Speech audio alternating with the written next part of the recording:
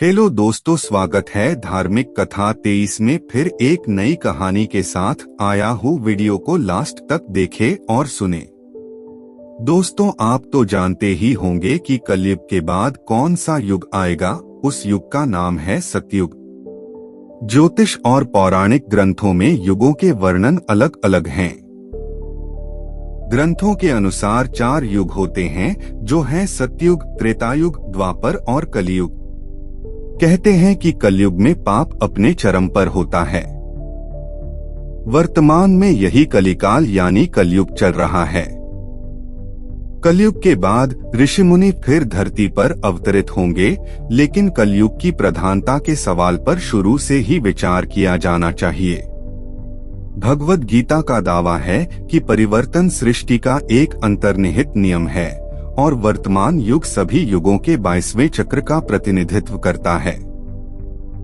जिस प्रकार शरीर त्यागने के बाद आत्मा नया रूप धारण करती है और दिन के बाद रात होती है, उसी प्रकार युग भी एक निश्चित अवधि के बाद बदल जाते हैं। कलयुग 4,32,000 वर्ष का होगा, जिसमें से 5,121 वर्ष ही बीते हैं। इस उम्र में लोग नास्तिक हो जाएंगे और उनका एकमात्र उद्देश्य धन कमाना होगा। नदियां सूख जाएंगी, गाय दूध देना बंद कर देगी और पिता, पुत्री और भाइयों के संबंध समाप्त हो जाएंगे। कलयुग का अंत महान युद्धों, बाढ़ों, अकालों और बीमारियों का गवाह बनेगा, जो मानव जीवन को 12 वर्ष तक कम कर देंगे। हालांकि कलयुग की समाप्ति के बाद सतयुग शुरू होगा, जहां भौतिक सुखों के बजाय मानसिक सुखों पर ध्यान दिया जाएगा और घृणा के बजाय प्रेम पर जोर दिया जाएगा। सतयुग 17,28,000 वर्ष का होगा और मनुष्य की आयु 4,000 से 10,000 वर्ष तक होगी। कलयुग की पहचान। विष्णु पुराण में कलयुग से जुड़ी एक कथा है, जिसमें कहा गया है कि जब संसार में पाप की सीमा बढ़ जाएगी तो कलयुग आएगा। तब लोग पहचानेंगे कि अंधकार का युग शुरू हो गया है। कलयुग की शुरुआत महिलाओं के बालों से होगी। जहां महिलाएं अपने बालों को अपना आभूषण मानती हैं, वहीं कलयुग में वे उन्हें काटने लगेंगी। पुरुष और महिलाएं युवा दिखने के लिए अपने बालों को रंगेंगे और हर कोई अपनी उम्र छिपाना चाहेगा।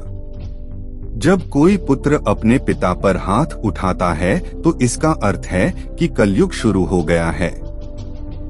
जब हर घर में लड़ाई शुरू हो जाएगी तो कलयुग अपनी चरम सीमा पर पहुंच जाएगा।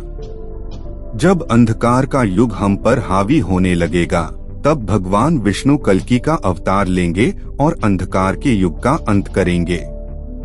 कलयुग की शुरुआत 3012 ईसा पूर्व में हुई थी, जब मेष राशि में मंगल, शुक्र, बुध, बृहस्पति, शनि शून्य अंश को पार कर चुके थे।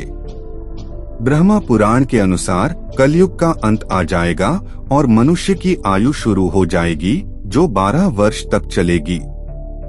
नदियां सूखने लगेंगी। पूजा कहने से मनुष्य धन के पीछे ही भागने लगेगा। लड़कियां असुरक्षित होंगी। पिता, पुत्री और भाई का कोई संबंध नहीं होगा।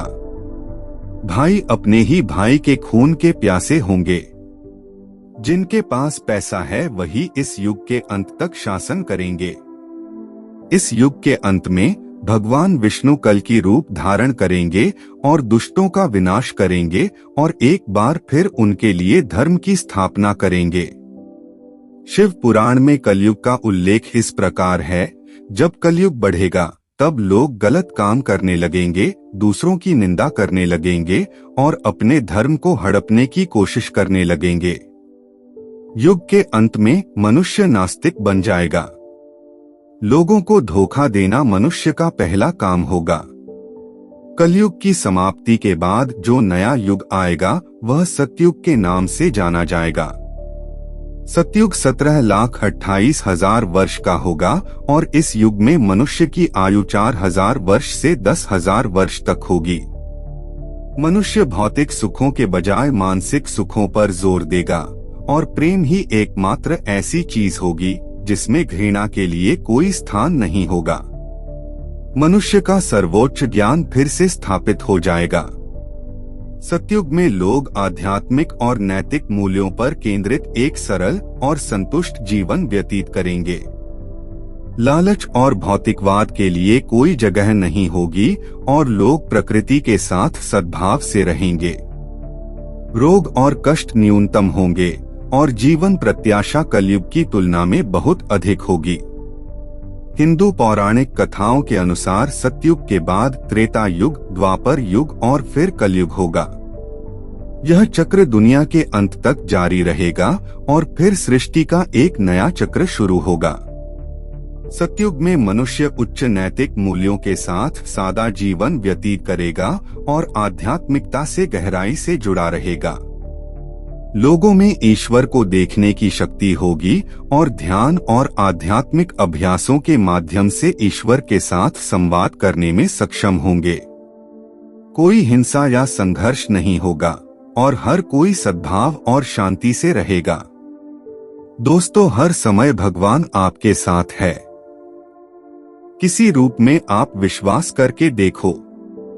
दोस्तों, आप लोग धार्मिक कहानी सुनना पसंद करते हैं तो हमारे चैनल को सब्सक्राइब करें और ऑल प्रेस करें ताकि अगले कहानी देखने के लिए सबसे पहले आप देख पाए। धन्यवाद।